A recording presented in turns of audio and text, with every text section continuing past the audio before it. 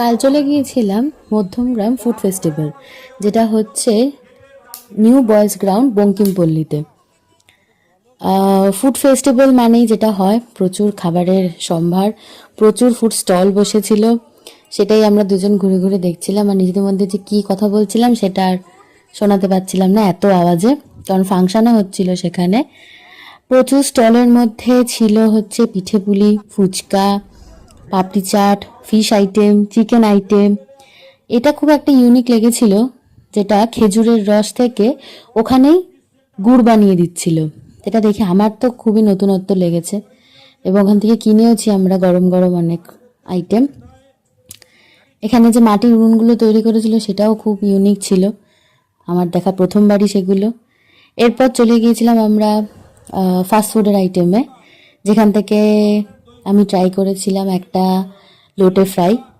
এখানে আরও কিছু কিছু আইটেম ছিল ভর্তি ভর্তি, তার সাথে লোকও এসেছিল অনেকজন। আস্তে আস্তে ভিড় ক্রমশ বাড়তে থাকে। এই যে আমি অপেক্ষা করছি ফ্রাইড আইটেম হওয়ার জন্য, পাশেই ছিল একটা পাওভাজির দোকান, সেখানেও প্রচুর ভিড় ছিল। ভালোই লাগছিল দেখে, সবটা একসাথে ট্রাই করা যায় না, তাই শুধুই দেখছিলাম। আর এই যে সেই বিশাল লোটে ফ্রাইটা দেখতেই পাচ্ছেন, থালা থেকে ক্রমশ বেরিয়েও যাচ্ছে, খুব গরমও খেতে। দাম ছিল 50 টাকা পার পিস। আচ্ছা, চা খাওয়া হয়নি, যদিও আমি চায়ের খুবই প্রেমী আর কি, কিন্তু এখানে মাটির ভাঁড়গুলো এত সুন্দর করে সাজানো ছিল, সত্যি একদম খুব সুন্দর লাগছিল। আপনারাও আসুন, দেখুন মেলাটা কত সুন্দরভাবে সাজানো হয়েছে। এই ধরনের মেলা তো আজকাল প্রায় হারিয়ে যেতে বসেছে। জায়গাটি বেশি দূরও না, মধ্যমগ্রাম স্টেশনের খুবই কাছে।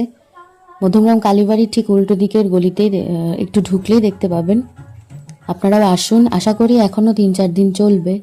এখানে আরও কিছু কিছু ফুড আইটেম ছিল, একটু ফুচকাও ট্রাই করেছিলাম, সেটা বেশ ভালোই ছিল। সব জায়গার ফুচকা একটু ট্রাই করতে হয়। অনুষ্ঠানও হচ্ছিল অনেক, তার মধ্যে আরও কিছু কিছু ফুড কাউন্টার জাস্ট ঘুরেই দেখা হয়েছে, বিশেষ কিছু ওখান থেকে ট্রাই করা হয়নি।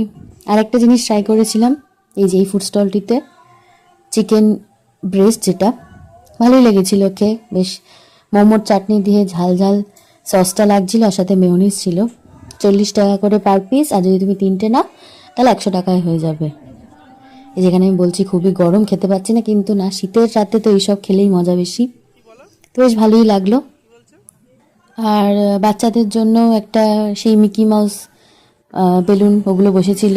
এছাড়াও অনেকই ফুড কাউন্টার ছিল পুরো